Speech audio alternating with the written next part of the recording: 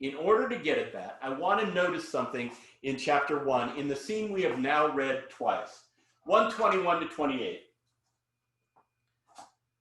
I'm going to start it again, not out of redundancy, but to have you listen for one thing. What day of the week is it when Jesus and his buddies, his 4 new buddies, walk into the synagogue? They went to Capernaum, and when the Sabbath came, Jesus entered the synagogue and taught. What day of the week is it? Sabbath. Now, if you've read around in Gospels at all, what happens when Jesus does anything on the Sabbath? Somebody gets upset at him, right? Almost uniformly through the Gospels, if you see Jesus and Sabbath together, he's about to get in trouble. But look what happens here. Jesus comes in and teaches and is compared favorably to some Jewish leaders, the scribes, right? He amazes the people, and then he heals a guy.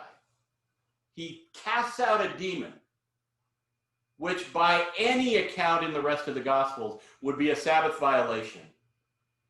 And how does response go? Do we have Pharisees or Sadducees or any Jewish leaders jumping out of the woodwork to take him down? No.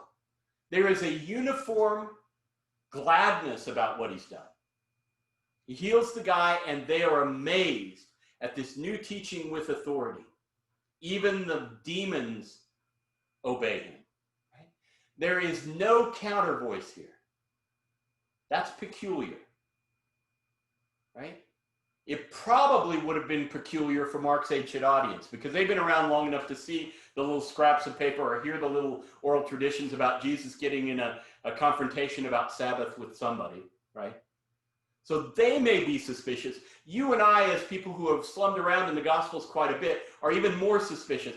Mark's doing something here. But let me ask you, have you ever noticed that about 1:21 to 28? Probably not, right?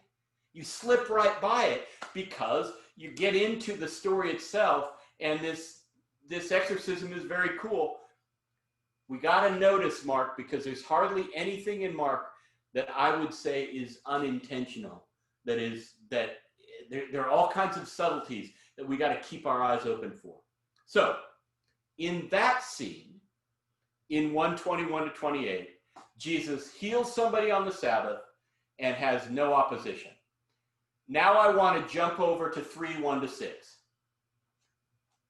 We're going to come back to the filling between the two, but let's jump over to 3:1 to 6. One word to watch for in Mark or in any gospel is this word again, Greek palin, P-A-L-I-N. It shows up in 3:1. Again, Jesus entered the synagogue. This is the first time since 1:21 to 28, right? So Mark throws in, his narrator throws in, you know what? You remember that other time? Jesus went back in the synagogue, and watch what happens. Again, Jesus entered the synagogue, and a man was there who had a withered hand.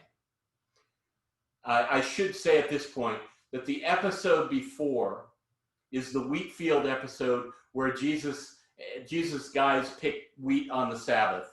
So we already know it's Sabbath as this begins, right? It's going to get mentioned again, but it's not mentioned right up front. Again, Jesus entered the synagogue, and a man was there with a withered hand. They watched him, Pharisees from the last episode. They watched him to see whether he would cure him on the Sabbath so that they might accuse Jesus. And Jesus said to the man who had the withered hand, "Come forward."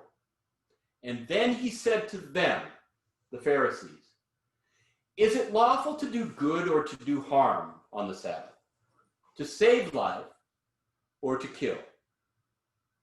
But they were silent. He looked around at them with anger. One of the few times Jesus is attributed with anger. He looked around at them with anger. He was grieved at their hardness of heart. And he said to the man, "Stretch out your hand." The guy stretched it out, and his hand was restored. How cool is that? What would have happened if we were back in chapter 1? What kind of a response would that get? Guy reaches out his hand, it's withered as it goes out, but then what happens? It's completely well.